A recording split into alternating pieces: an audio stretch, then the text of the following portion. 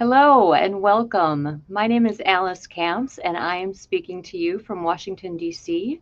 And I am very excited to have a chance to speak with Jason Steinhauer today about how to be a public historian. Just a quick background for me, I am a longtime museum professional. I started my career at Chicago Children's Museum doing art programs with children. And after that, I transitioned into exhibit development and curated a number of exhibits in Chicago, and most recently at the National Archives Museum here in Washington, D.C. Jason is a best-selling author and public historian operating at the intersection of tech, politics, media, and history. He is the author of History Disrupted: How Social Media and the World Wide Web Have Changed the Past. He's a former Global Fellow at the Wilson Center, Senior Fellow at the Foreign Policy Research Institute, and founding director of the LePage Center for History in the Public Interest. He previously worked at the Library of Congress and as a museum curator and archivist. He has spoken across the United States and around the world on countering disinformation, promoting media literacy, and the ethical usage of technology. And he frequently appears in the news media such as the BBC, C-SPAN, CNN, Time, The Washington Post, and NPR. His Substack newsletter is read in 49 states and 109 countries, and his expired passport resides in the National Museum of American Diplomacy. Now that's an honor very few of us have. Welcome, Jason. I'm very excited to talk to you today. I can't imagine really a better person to talk about having a career in public history because yours has been so varied and fascinating. And you've brought history to the public in so many different ways.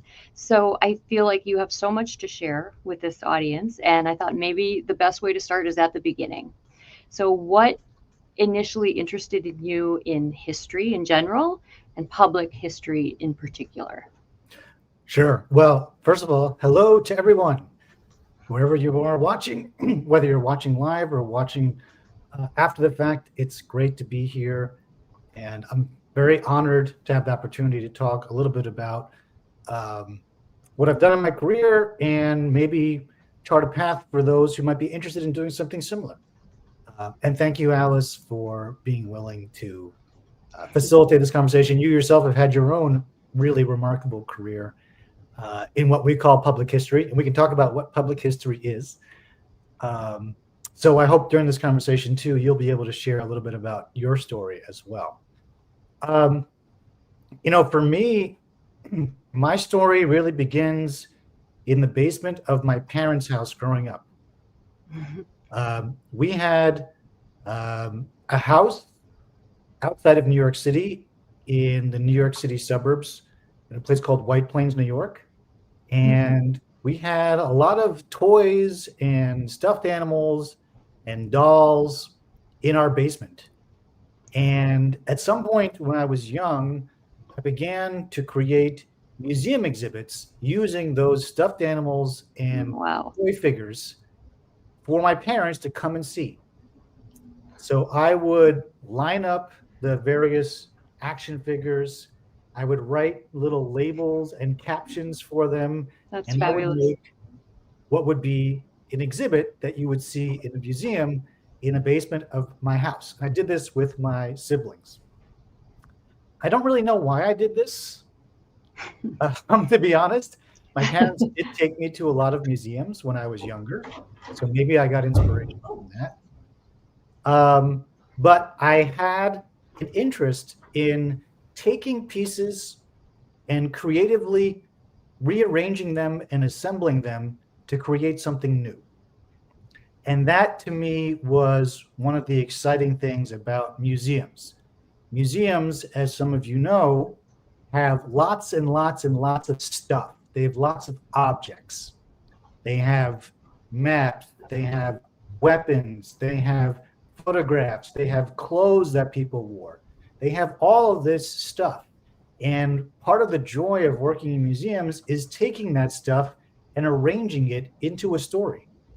And I think from a very young age, I just had that love of doing that, of taking objects and things and creating them and rearranging them into a story.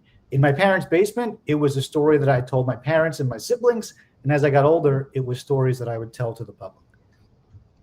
That's wonderful. I could just picture this basement. Did it have wood paneling? It did. Well, like many museum professionals, you and I both got our start in museums as interns. And you interned at the Harriman Museum in London. Is that correct? The Horniman.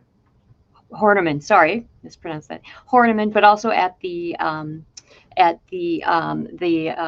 Hirshhorn Art Museum right here down the street from me, actually in Washington D.C. Can you talk a little bit about how those internships shaped your future career? Yeah, and what I thought I might do with the help of our tech is to actually share my screen and show a Google map, because some of you watching may not be familiar with these museums and may not know where they are. So it might be useful to visualize some of these places as we're talking about them. So I'm going to share my screen and I'm just going to go into Google Maps. So you mentioned the first place that I worked. I worked at a place called the Horniman Museum. And this is actually in London. So I went to university in Washington, D.C., but I did a study abroad program in London as a junior. And as part of that study abroad program, we were encouraged to go out and get real world experience. So some of my classmates worked in finance, some of them worked at the university. But because I had this interest in museums, I was fortunate and was able to get an internship at a place called the Horniman Museum and Gardens in London. And maybe some of you have been to London and might know a little bit about the city. But the Horniman Museum, as you can see, is actually pretty far out from the center of London. So as a college student, I would take the underground, what is called in London the Tube, from central London out to the Horniman Museum, and I was working in their, what they called their Asian rituals collection. So the Horniman Museum has a very large collection of musical instruments, and it also has a large collection of ritual objects from Asia and Southeast Asia. So my first job in a museum was actually to work with those objects and to catalog them. What does it mean to catalog something? Basically, it means to just make a lot of notes about them. So what the object is, where it's from, what condition it's in. This was my job when I was in London. And it really opened my eyes to the amount of stuff, the amount of objects that museums hold. Because you can see in this picture, this is the public gallery of what's in the Horniman Museum. And there's hundreds and hundreds of objects in this picture. But behind the scenes, what's not on public view are thousands and thousands and sometimes millions and millions of more objects that are not being shown on display. And so this first position gave me exposure to all of the objects that are in storage that are not seen publicly in museum galleries and how wonderful and rich they are. And there's a lot of history there to learn inside the storage facilities of all of these. The next place that I worked at, as you mentioned, is a place called the Hirshhorn Museum. So the Hirshhorn Museum is back in Washington, D.C., where I went to university. And it's a very interesting building. You can see what it looks like here. It's got a very unique architecture. And the Hirshhorn Museum is part of something called the Smithsonian, which is in Washington, D.C. It's a complex of museums, about 17 or 18 museums, I think. And the Hirshhorn also has an amazing collection of art, much of which is not on public display. You can see how this building looks here. It's a really beautiful, amazing building. So at the Hirshhorn Museum, I was also working behind the scenes, doing research on a potential new exhibit. Now, this exhibit never actually happened, but it was very cool to do research for a potential new exhibit and to try to figure out what from these objects could make an interesting story to tell to the public. So I was looking at drawings that were held by the Hirshhorn collection that were not publicly available to view.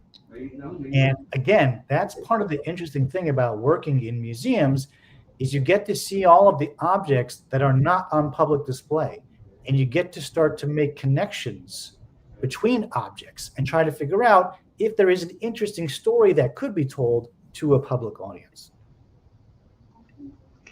Well, that's actually one of the things that I loved about being a curator was the fact that you're doing different things at different phases of the exhibition process. So, of course, the first phase is research, and although research can be really time-consuming and laborious, there's really nothing that equals that feeling of discovery when you find that extraordinary thing that tells a story that maybe people aren't familiar with, or is just so odd and strange that you can't believe it's in the holdings of the museum. Do you have any stories about discoveries? Yeah, I have many. And so we can talk about that as we go through. Let me take a step back, though, because you used the word curator, and some of our audiences may not know what a curator is or what we mean by that word. So people are probably familiar with museums. They're oftentimes very big, beautiful, ornate buildings, and you walk into them, and they oftentimes have exhibits. And those exhibits have art, they can show objects, they show photographs, they show you things from a wide array of cultures and a wide array of history. And ultimately, it's an opportunity to learn about a different culture or a different story from history. The people who put those exhibits together are called curators. And so basically, there's a whole series of people and a whole stream of work that is required to take an empty room and turn it into an exhibit that the public will see. And that involves researching the objects. So if there are objects in a museum, you have to research them to figure out what they are, who they belong to, what story they tell, when you receive them, what period in history they're from. And then you have to take those objects and put them together in a way that will make sense for a public viewer. So, for example, I can tell you from later in my career, I was part of a team that put together an exhibit about Abraham Lincoln, U.S. President Abraham Lincoln, and his relationship with New York City. So we had to find objects that spoke to not only Abraham Lincoln as a president, but also New York City during the 1860s, and find a way to connect those two in a story that the public could learn from. So curators are the ones who do that work. And that was, once I started working in museums, that's what I realized I wanted to do. I wanted to be one of those people who got to look at all the cool stuff, come up with the stories to tell the public, and then decide which photographs and objects and artifacts would go together to tell that story. That's great. Yeah. I'm going to jump over to a question that just came in because I think it's a good way to kind of frame the conversation. And the question is, what can a historian, I mean, I'm going to add public historian because that's the focus of our talk. What can a public historian offer society? And maybe could you also talk a little bit about how a public historian is different from an academic historian? Right. So we've used the term public history a couple of times. We should probably explain it or try to explain it because there is actually no agreed upon definition of what public history is. Basically, let's think about history first. A lot of things have happened in the past, right? A lot of things. And in the United States context, we've had in the past a revolution where we declared our independence from Great Britain. We had a civil war where the North fought the South. We had an industrial revolution. We had a progressive era. We had a civil rights era. All of these things are things that happened in the past. Now, how do we know about any of those things? None of us was there. None of us was there at the American Revolution. None of us was there when the American North, the Union, fought the American South, the Confederacy. So we know about these things because the people who were there, who lived through those times, they left records to us. They left letters, diaries, photographs, newspapers, oral histories sometimes. What historians do is they take all of that, what we call evidence, all of those documents, photographs, letters, diaries, oral histories, etc., and we try to tell people what happened in the past. Now, we were not there. So the best we can do is take the evidence that has been left to us and try to weave it into a story or into an argument about what happened in the past and why it matters. That's what historians do, regardless of whether you're in a university classroom or working in a museum. Now, university professors who do this are oftentimes called academic historians, and they take their arguments about history and they largely use them in the classroom to teach people what happened in the past via a classroom setting. Public historians are doing almost the exact same thing, but largely doing it in a museum setting, an archive setting, a library setting, maybe in a government institution. So it's interfacing with the public and trying to educate the public in a lot of different creative ways about what happened in the past and why it matters. So this gets to the question of, what does any of this offer society? Well, from my vantage point, I think it offers us a couple of things. First and foremost, our identities are tied up in our histories. So what does it mean by that? Well, I told you that I'm from New York. I told you that I went to school in Washington, D.C. I told you that I went to work at these various museums. All of these are historical statements. These are all things that I did in the past. And those past things that I did inform my present day identity. And the same is true for nations and countries and people. What happened in the past informs our identity and our sense of self in the present. So historians, by understanding and interpreting the past, they help us form a sense of self and a sense of identity. As nations, our identity is oftentimes tied to our history, and we don't know our history if we don't have historians. That's number one. Number two, some of you may have heard this, history can also potentially teach us some lessons. Now, these lessons are not straightforward. It's not like because something happened in 1860, we can then apply it directly to 2025. But if we look at the past, we can sometimes learn valuable lessons that can help us think about how we should behave in the future. So, for example, we know that in the past, when new technologies arrive, it oftentimes displaces workers who are using older technologies.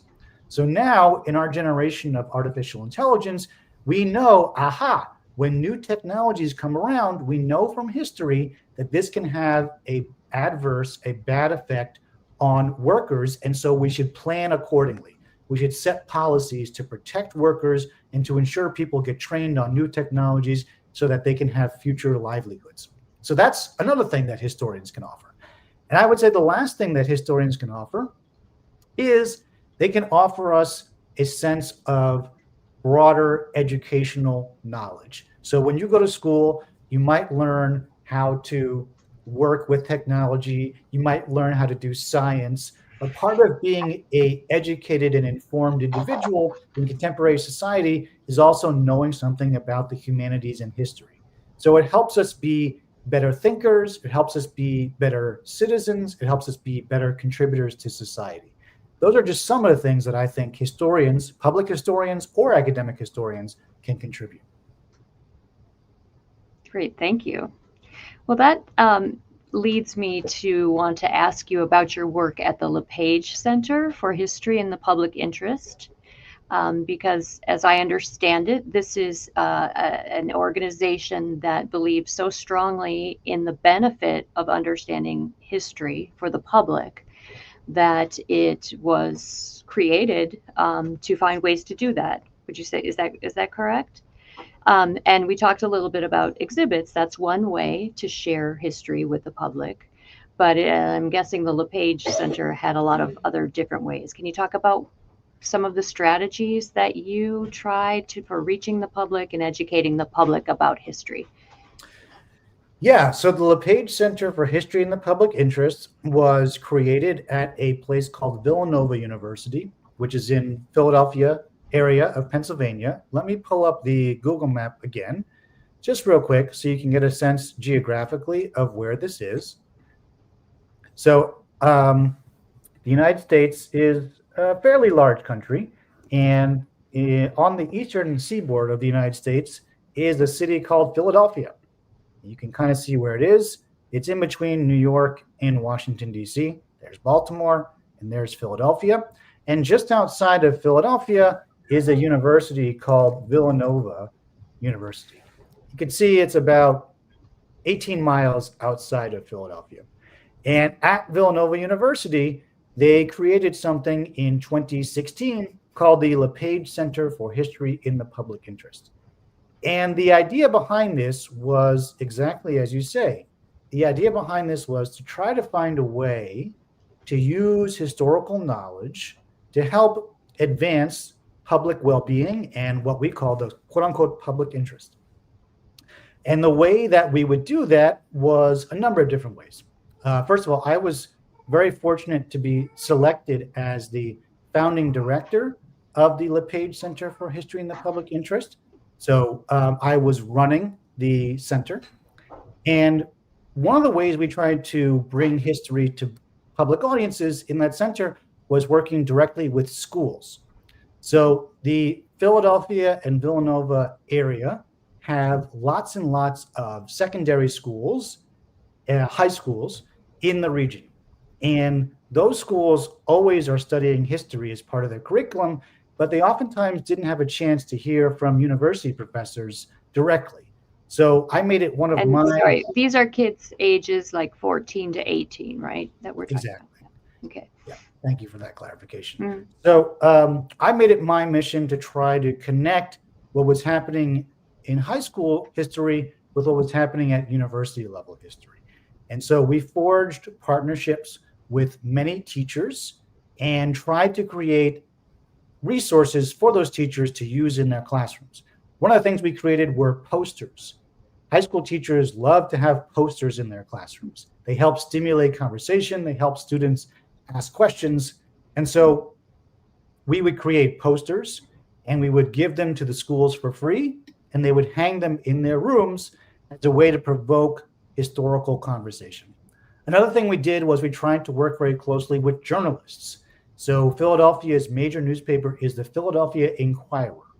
And the Philadelphia Inquirer has a lovely team of people who are very interested in history.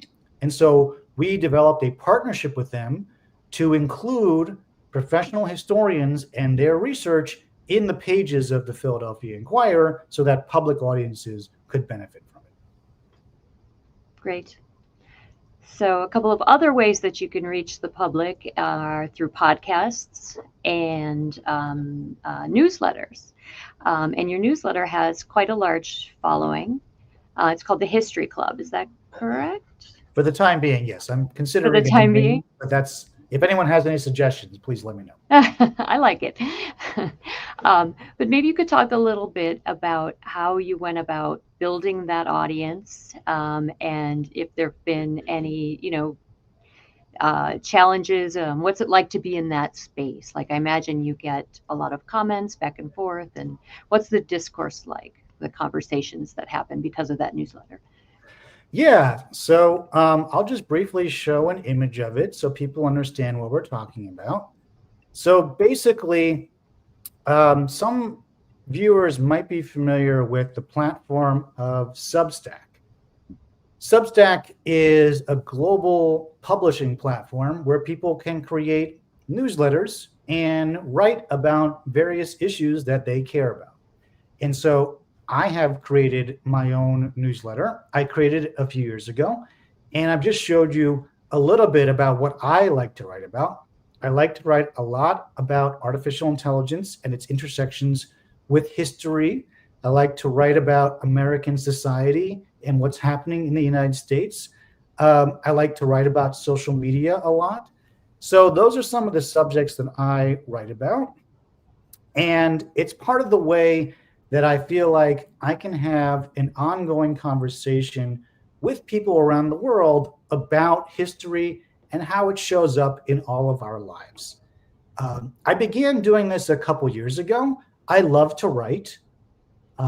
And I'm very proud that I write everything myself. I do not use ChatGPT or large language models to do so.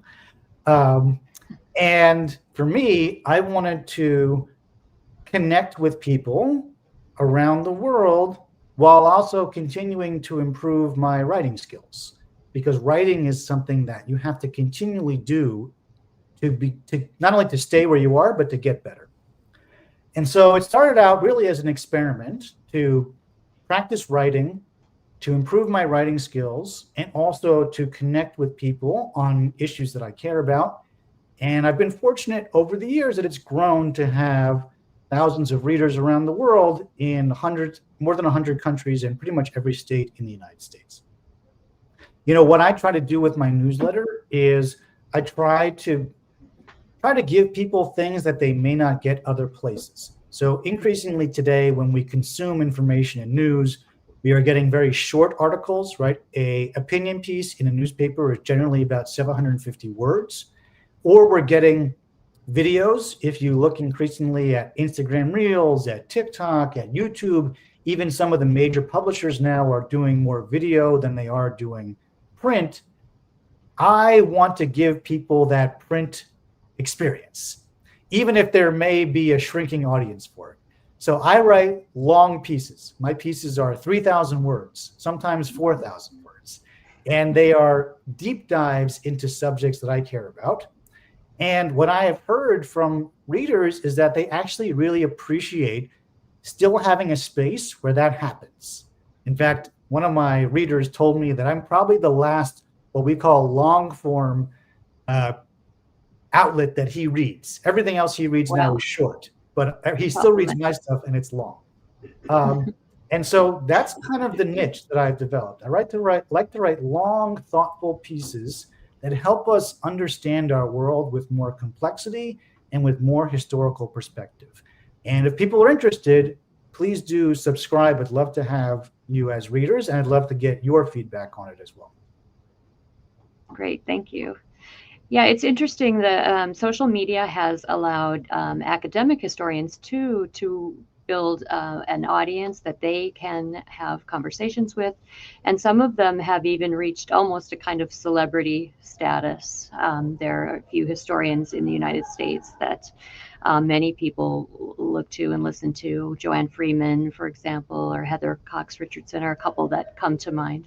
I'm curious, I wonder if I could ask the audience a question. Are there any major historians in Russia that have kind of a popular following? And if you want to comment in the chat, that'd be really interesting to know. Absolutely. We got another question about which museum or archives in the United States and around the globe have impressed you the most? Wow, there's a long list. Well, I'm biased. We can talk about it a little bit later, but the most impressive institution that I've ever seen is the U.S. Library of Congress. But of course, I worked there for 7 years, so that's a little bit, unfair. And we can talk about why the Library of Congress is so amazing and what's in the Library of Congress as we move through this conversation. In terms of global institutions, the British Museum in London is just remarkable for the amount of material that it has. Obviously, the Louvre in Paris is also remarkable. The Vatican Museum is incredible. I could have spent a week inside the Vatican Museum. I only got to spend 1 day there, but I could have spent a lot more time there. The Rijksmuseum in Amsterdam is incredibly impressive. Actually, the National Museum in Budapest is remarkable. Just incredible collections there. Another place where you could spend multiple days getting lost in all of the collections and stories that they have on display. I also try to support smaller museums. In the United States, we have 21,000 history organizations. I'll say that again. In the United States, 21,000 history organizations. Now, some of these are quite large, like the Library of Congress or the National World War II Museum in New Orleans, but 80% of them have budgets under $250,000 per year, which means they are very, very, very small. They oftentimes only have 1 or 2 full-time employees, and usually are run on volunteers or run by volunteers. And Mhm. some of these institutions have been incredibly impressive to me, not just because of the fact that they managed to do so much with so few resources, but also just because of the quality of exhibitions that they put on and the amazing material that they have. There's a small town in California called Weaverville. It's a gold rush town. And inside Weaverville is a place called the Joss House. It's the oldest continual Chinese American house of worship in the United States. Mm. It's a remarkable institution. If you're ever in Weaverville, California, stop. What it has in its collection is stunning. Really? There's a place called the Golden Spike in Utah. The Golden Spike is where the railroads met, railroad coming from west to east and coming from east to west. And at the Golden Spike, there is a small museum. It's actually run by the National Park Service. And it tells the story of the construction of the railroads and about the laborers who suffered working on the railroads. Hmm. Absolutely amazing site. I highly recommend it. Also in Salt Lake City is the Mormon Museum. The Church of Latter-day Saints has a museum in Salt Lake City. It's incredible. I would highly recommend checking it out. In South Dakota, the South Dakota Historical Society is a remarkable museum that is worth checking out. In Philadelphia, there's the National Constitution Center, but there's also the National Liberty Museum, which is a small museum dedicated to the idea of liberty here in Philadelphia. So there are amazing museums all across the United States. If you ever have a chance to visit the US, definitely visit the big museums, but also take a minute to visit some of the smaller museums. They are really extraordinary. Last thing I'll mention, in upstate New York, there is both a kazoo museum dedicated to the instrument of the kazoo, which is that little plastic thing you blow on, it goes. So there's a museum for that. There's also the Corning Glass Museum, which is a museum entirely dedicated to glass. And there's the Lucille Ball Museum in Jamestown, New York, which is exclusively dedicated to Lucille Ball, who was the main character in the show I Love Lucy. That's a fabulous plan for a road trip, I think.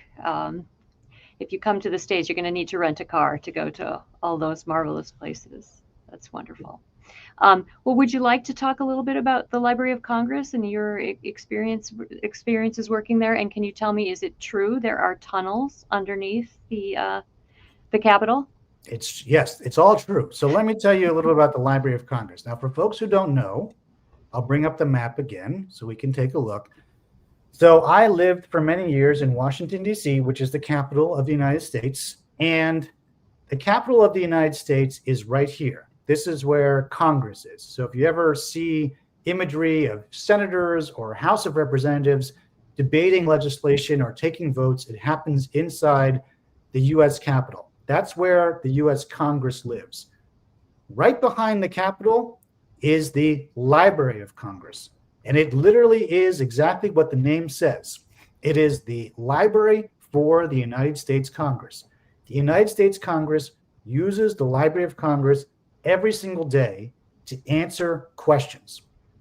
Members of Congress might have questions about various treaties that the United States has entered into, or they may have questions about some of the laws that are on the books in the United States, or they may have questions about agriculture, or they may have questions about our maritime industry, or they may have questions about foreign nations that we need to interact with. They go to the Library of Congress for the answers to these questions. The Library of Congress answers thousands of questions from members of Congress every single year. But the library is not just for Congress, it's also for the American people and the world. And so inside the Library of Congress, this is the outside of the building, this is the inside of the building. This So is called beautiful. the Great Hall. And just behind the Great Hall is a reading room. And in that reading room, you can conduct research. This is what the reading room looks like.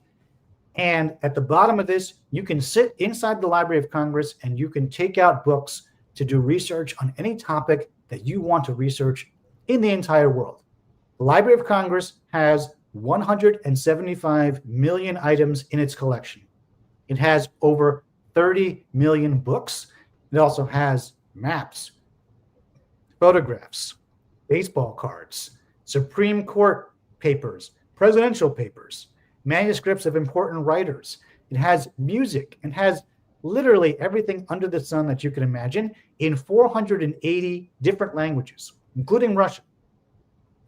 It's really a remarkable institution. And as you noted, because the library directly serves Congress, there are actually tunnels underground that connect the Library of Congress to the United States Capitol.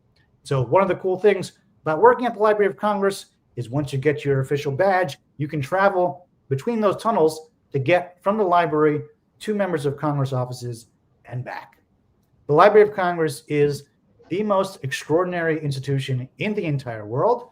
I'm obviously very biased. I worked there for 7 years, but it is a temple of wisdom and knowledge.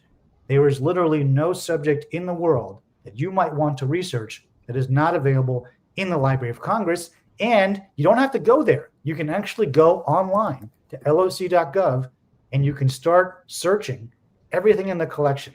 And you will find remarkable items that document the full history of human civilization. Yeah, and beautiful prints and photographs and high resolution that you could print out for free if you want to do that, and wonderful film footage as well. Um, well, it looks like we're getting some questions about your book, History Disrupted. Someone has asked, how have social media and the World Wide Web changed the past? Would you like to take that question? I would love to. So I'll share my screen again, just so that people know what we're talking about. So as mentioned in the intro, when I worked at the Library of Congress, I got very interested in the question about how social media was shaping what people know about history or what they think they know about history. And part of the reason actually came directly from working on Capitol Hill, where Congress and the Library of Congress are located. You know, we had members of Congress and their staff who had access to the 175 million items sitting inside the Library of Congress every day. Yet increasingly, people were making decisions based on the information that they saw on their phones. And so I wanted to know why that was. And specifically, I wanted to know why or how the information on our phones was having an impact on what people understood or thought they understood about history. So I began looking into it, and it turned out to be a much more complicated and complex story than I ever could have imagined. So the result of it was this book, which came out at the end of December 21, early January 2022. And the book basically looks at Wikipedia, Facebook, Twitter, Instagram. And then at the end, it sort of looks at a little bit about artificial intelligence and tries to understand how these platforms shape the information about history that we see on our phones every single day. And some of those influences are obvious, and some of them are less obvious.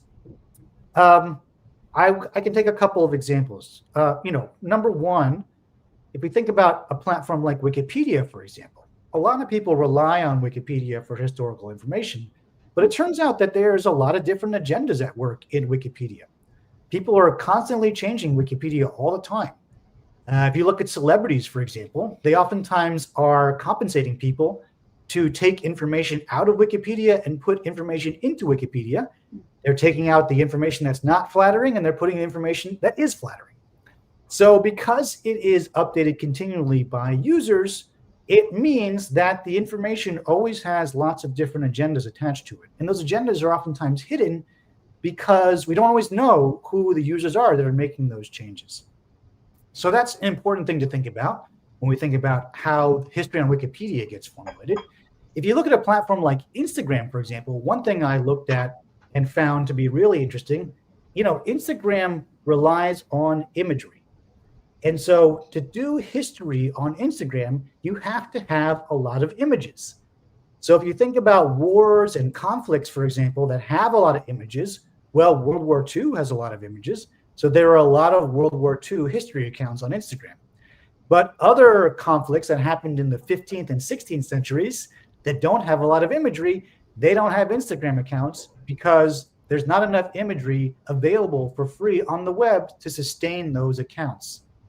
So as a result, the platform favoring imagery actually dictates what types of histories you'll get.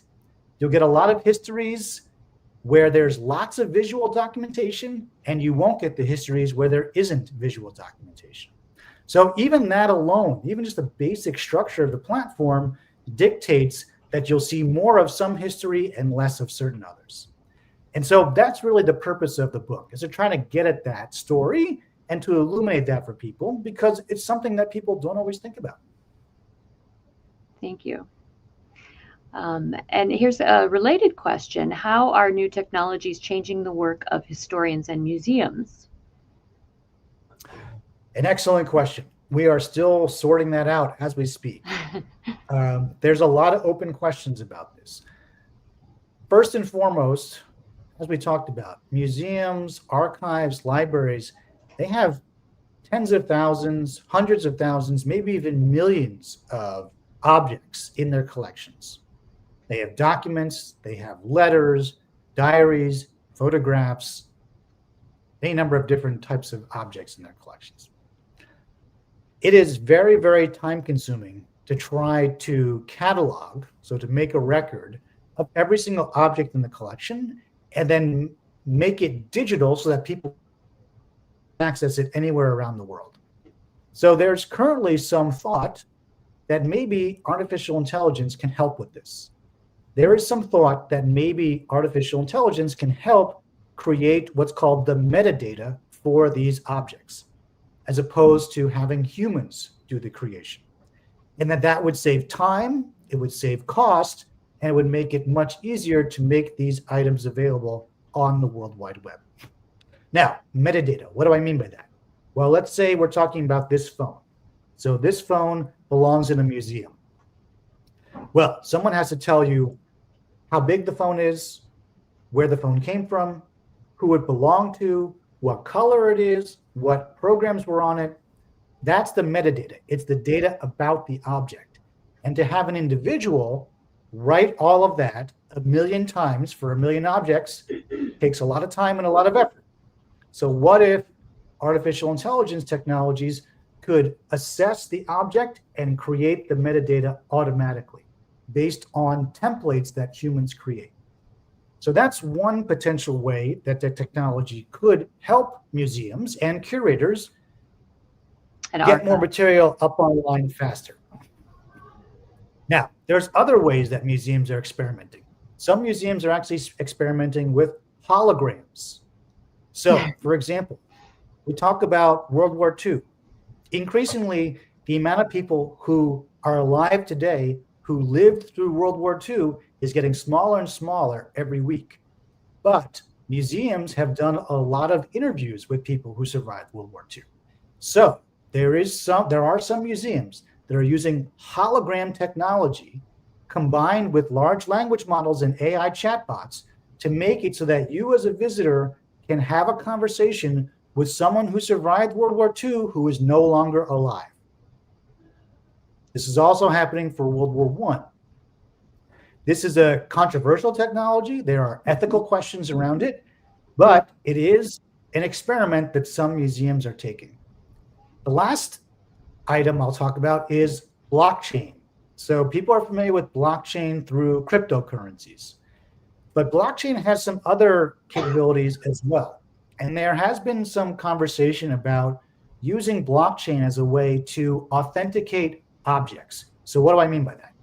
Well, as we know, we live in a world now where because of AI and everything else, it's sometimes hard to know what's real and what's not. What a blockchain does is it authenticates objects using a timestamp in a ledger. So basically, if a bunch of computers around the world are connected to a blockchain, authenticate something together and put it onto a ledger, that is fixed in stone and no one can go back and change it. So there is some thinking about how can we use blockchain technology to authenticate that the objects that museums have in their collections are what they say they are. And to use blockchain as a sort of public ledger to authenticate material. There are already some people who are experimenting with this, both in the private sector and in the public sector. And it's an area where museums and archives are looking as well. Wow, that's fascinating. I wasn't aware of that. What about historians? How is it changing the work of historians, technology? Yeah, so technology is helping historians, but also making challenges for historians. So let's talk about both. On the positive side, technology enables us to sort through a wide array of material that we previously may not have been able to sort through, right? When we talk about looking at objects from the past and trying to tell stories about them, sometimes we're talking about looking at thousands and thousands and thousands of items. And for an individual historian, that can be very challenging to look at those all. But now we have large language models and other AI models that can look at a large corpus of data, a large group of documents, and can analyze it and can give us some summaries, can give us some leads, can tell us where there are connections. And that can be used to begin the exploration of a new book or a new exhibit. So there are some historians who are experimenting with those technologies to try to synthesize large groups of data.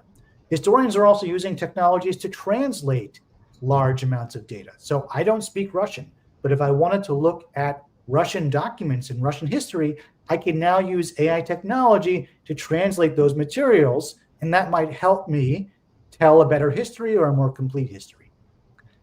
Now, when it comes to the challenges, all of these technologies have the potential to be very addictive, right? Social media is addictive, AI is addictive. We spend a lot of time on our screens. In fact, in the United States, different studies will show you that teenagers and young people are spending multiple hours when they're not in school on their devices. Well, historians are still in the business of writing books and long articles, as I told you earlier. The more time you spend on your device, the less time you're going to be spending reading my book or reading long articles. So there are very real attention constraints that people have, and that creates challenges for historians who want to write long books around complex topics, but may not have audiences who read long books or have the appetite to read long books anymore. So this is one of the reasons why taking history classes in school is so important, is because it's an area where it will still challenge you to read longer books and longer articles and to use your critical thinking skills to evaluate those materials. And that is a real value today of history and history classes in a world that is dominated by screens and technology. Yeah, the concentration and attention span thing is it's difficult. I noticed that I am challenged by that as well, just from spending too much time on social media. But there's another question, and it is, what do visitors usually enjoy most at exhibitions, and how do you decide which stories to tell in an exhibition? And it makes me think of the fact that history is not just wars and social movements, it's also really fun things like rock and roll music. And maybe you could answer this question through your experience working at the Rock and Roll Hall of Fame. Yeah, I'll try to weave those two things together. How do you decide which stories to tell in an exhibition? That is a great question. It's an excellent question. And there's no straightforward, clear answer. And oftentimes, it really depends on the museum or the institution that you're working for and a lot of other factors. Sometimes there's an anniversary coming up, and people inside the museum will say, you know what, we have an anniversary coming up. Like in the United States, next year, we're celebrating our 250th anniversary. The Declaration of Independence was written in 1776, and it's 2026 next year, so 250 years. So for the past 5 to 7 years, historians, politicians, journalists have been saying that we should have exhibitions that are tied to the anniversary of the 250th anniversary of the Declaration of Independence. And so next year, the Smithsonian, the National Archives, the Library of Congress, and museums across the US will have exhibitions around this topic. So sometimes anniversaries make for really good stories to tell for exhibits. But even when you have an anniversary, it's not obvious what you should do with that anniversary. Right. So should you do an exhibit just about the Declaration of Independence? Or should you do an exhibit about the entirety of American history? Or should you do an exhibit about what happened in 1976 compared to what happens in 2026.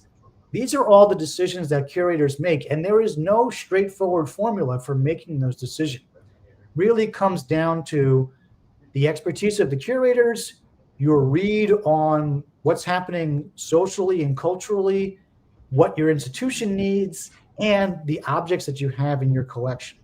Sometimes objects make for really good exhibits. When I worked at the Museum of Jewish Heritage in New York City, we had doors from JFK Airport, these beautiful, beautiful doors from JFK Airport in our collection. And we really wanted to put them on exhibit. So we actually kind of conceived an idea for an exhibition based around those particular objects, right? Sometimes a place like the British Museum, for example, they may get a really famous, what's it called, a mummy or something from Egypt or from the Middle East. And because that's coming to their museum, they want to build a whole exhibit around that particular mummy or that sarcophagus. So it's not straightforward. Now, the other part of your question is really fascinating because sometimes what you think you're doing as a museum curator is not what the visitors get out of the exhibit that you've created, right? Right. There's been a lot of research that's been done about what visitors take from exhibits, and it's oftentimes not what you expect. So you may spend years trying to put a really good story together, and then the visitors come through, and at the end of the exhibit, they've taken away a completely different message than what you were trying to say. I know when I worked on an exhibit about Lincoln in New York, we spent a lot of time on the audio visuals. We made some films. We made some short films for the exhibit. Once the visitors came in, they didn't look at the films at all. They were more interested in the actual physical objects that we had on display than the films that we spent a lot of money and a lot of time creating. Mm. So what each visitor enjoys the most from an exhibition varies widely and oftentimes can be directly in contrast to what you as the curator have wanted to put on display. But I will say this, I think continually over time, visitors do enjoy seeing three-dimensional artifacts, right? It's really cool to look at a shoe from 500 years ago and think about who was wearing that shoe. Yeah. Or it's really cool to see the pen that was used by Franklin Roosevelt or Winston Churchill during World War II, and to think about them holding that pen. Or, as Alice said, sometimes to see a cookbook from the middle of rural America in 1871, and to think about the family that would sit around their table using that cookbook. I think three-dimensional objects and the stories attached to them still matter to visitors, and maybe they matter even more in a world dominated by screens.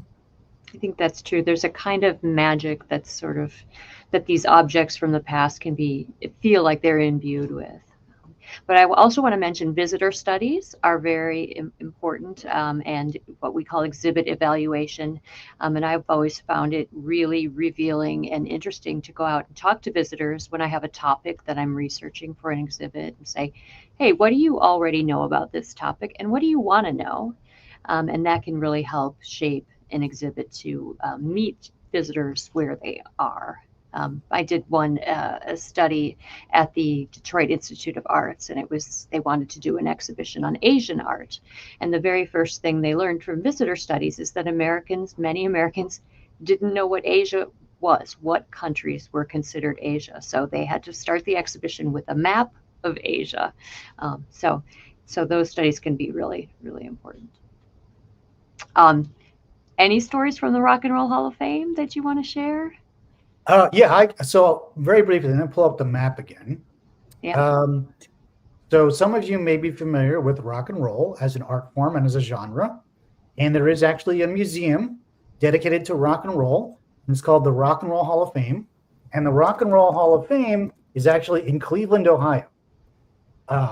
I never worked in Cleveland, Ohio. The Rock and Roll Hall of Fame also has an office in New York City.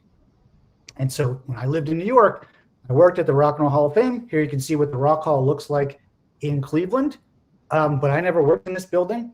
I worked in New York City, and part of my job at the Rock and Roll Hall of Fame was to go around New York City and to collect objects and artifacts from music journalists and recording studios and musicians who had lived in New York.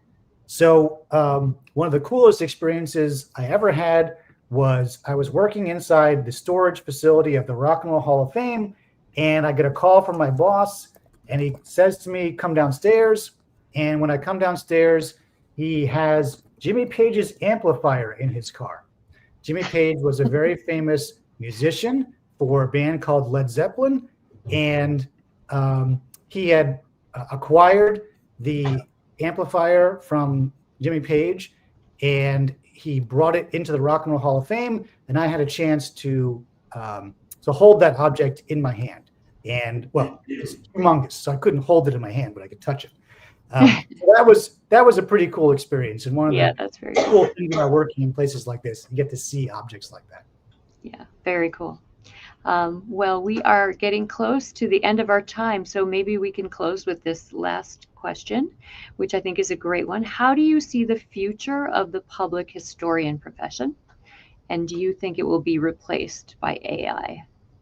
Yeah, it's a great question. Let me share my screen one more time because I actually just wrote about this, and I think it's worth reading if you're interested in this. So I wrote about this recently in September about how AI is changing history. And so I encourage folks who are interested in this to read this post and think about it. But I'll just say very briefly that I think there are a number of changes that are becoming to the public history profession as a result of technology. I don't know if it'll be replaced by AI per se, but I think artificial intelligence poses challenges to us, right? One of the biggest challenges, as we know, is that artificial intelligence is just increasingly good at generating objects, imagery, documents, and it's hard for us to know if those objects actually existed or not in the real world, or if they were just generated by a machine. And so I think there's a role for public historians to play in tackling this challenge. I think public historians can help us to think critically about the information that we see on our screens every day and the objects that we see on our screens every day, and to help us decipher what actually existed in the real world and what is generated by some sort of artificial intelligence application. And I think increasingly too, in a world where we have artificially intelligence generated material all around us, I think the experience of going inside a museum and seeing real physical objects is going to become even more profound and even more special to us. I think it will ground us. I think it will root us in the actual experiences of real human beings. And I think that will help us stay connected to what it means to be human, as opposed to being obsessed with robots and technology and all these other new technologies that are coming down the line. I think I'm not opposed to technology. I think that these technologies do have a role in our world, but I am very strongly also in favor of retaining our humanity and our connection to the humanities. And I think that public history has a role to play in that. And I think museums have a role to play in that as well. AI may create some beautiful art, but it will never, in my opinion, equal going into your favorite art museum and looking at the paintings on the wall and thinking about the effort and the time and the toil that it took a human being to create that beautiful masterpiece in front of you. And I think that is the challenge that we face now moving forward, is how to balance those two. And I think that public historians have a role to play in creating that balance.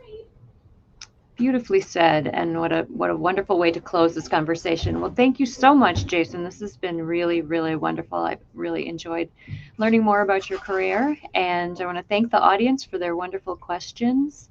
And I hope everybody has a good night. Thank you all. It was a pleasure, and I look forward to seeing you online.